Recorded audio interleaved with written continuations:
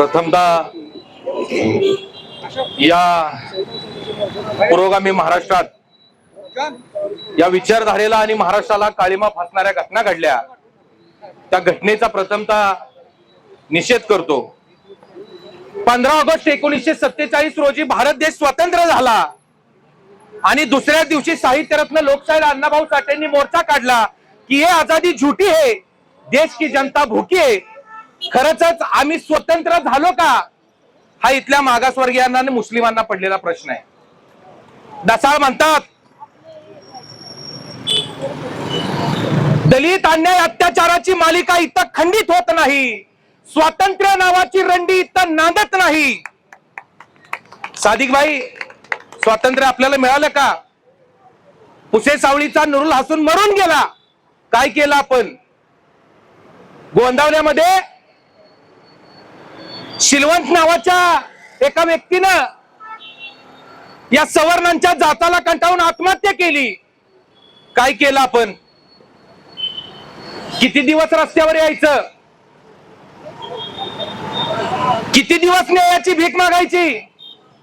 Doctor Babasaheb आंबेडकरांनी संविधान दिलं आणि संविधान देताना बाबासाहेबांनी सांगितलं की संविधान चालवणारी यंत्रणा जर कुचकामी असेल तर हे संविधान सुद्धा शून्य आहे।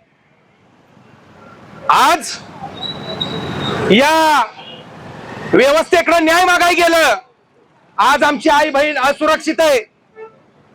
आपण बघितलं की 10 वर्षाच्या मुलीला ओढत नेलं जातं, आमच्या आर्यासारख्या मुलीवर अन्याय अत्याचार करून त्या विध्वंसक प्रवृत्तीनं त्या आर्याच्या डोक्यात जाट टाकलं।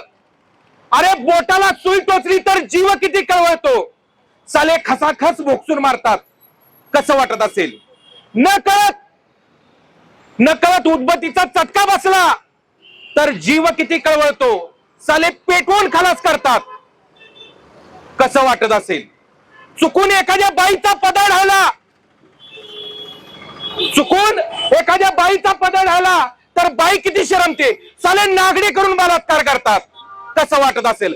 किती काळ हे असंच सोसायचं, किती काळ हे असंच चालायचं? आता ठरवलंय, ठेवलेलं हत्यार पुन्हा काढायचं आणि या माणसातलं जनावर आर पार सोलायचं, आर पार सोलायचं।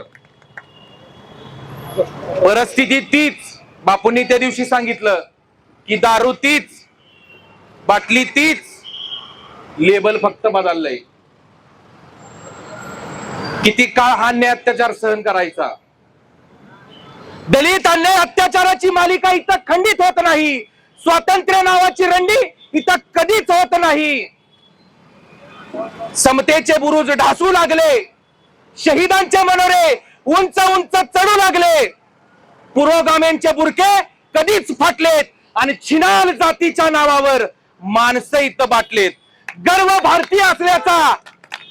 भारतीय असल्याचा कसा आम्ही करावा आणि या जातीचा राक्षस कुठं नेऊन पुरावा?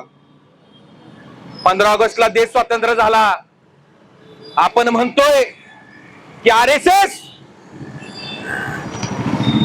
यांची नोंदणी नाही, RSS तिरंगा मानत नाही, पण RSS वाल्याला काय होत नाही, पण जनगण म्हणल्यावर संदीप जाधवाला मात्र 3 दिवस पोलीस जेलमध्ये ठेवतोय।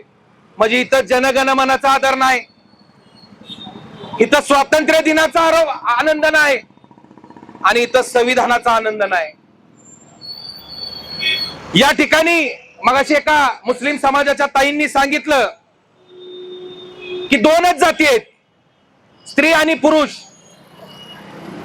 आणि दसाळ एकीकडे सांगतात की मी पूजत नाही धर्मग्रंथ, मी मानवतेला पुजतो, आयुष्य रांड आहे म्हणून मी छिनाल म्हणून जगतो, मी छिनाल म्हणून जगतो, मी छिनाल म्हणून जगतो। माणूस माझी जात आणि माणूस माझा धर्म ही संकल्पना मनाशी बाळगत आपण या ठिकाणी सर्वजण एकत्र झालेलो आहोत। आज बऱ्याच वेळेला आपण आंदोलन केलं, एखाद्या व्यक्ती आपल्यातला निघून गेला, मारलं तर तेवढ्या पुरता आपण जागे राहतो। आज पुसेगावचा नुरुल हसून मरून गेला, काय केलं समाजानं? सादिक भाई, समाजातलं नेतृत्व एखादं पुढे जात असेल तर समाज म्हणतोय पैसे खाईल, कसं पुढे व्हायचं? आज बरेच जण नेटकरी झालेत। या संविधान संघर्ष मोर्चाच्या ग्रुपवर बघितलं तर घरात बसून बोलणारे भरपूर आहेत, म्हणून या सर्व ज्या घटना झालेल्या आहेत त्या फास्ट ट्रॅक कोर्टामध्ये चालवाव्यात, आरोप्यांना फाशीची शिक्षा व्हावी. आणि एवढंच सांगतो जातीवाद्यांना, आता एकटाच आलो नाही, युग आणि युवकांची साथ आहे, सावध राहा. आता या निळ्या वादळाची सुरुवात आहे, निळ्या वादळाची सुरुवात आहे, निळ्या वादळाची सुरुवात आहे. या ठिकाणी सादिकभाई शेख आपल्याला विनंती करतो की आपण या लक्षवेधी आंदोलनाला संबोधित करावं.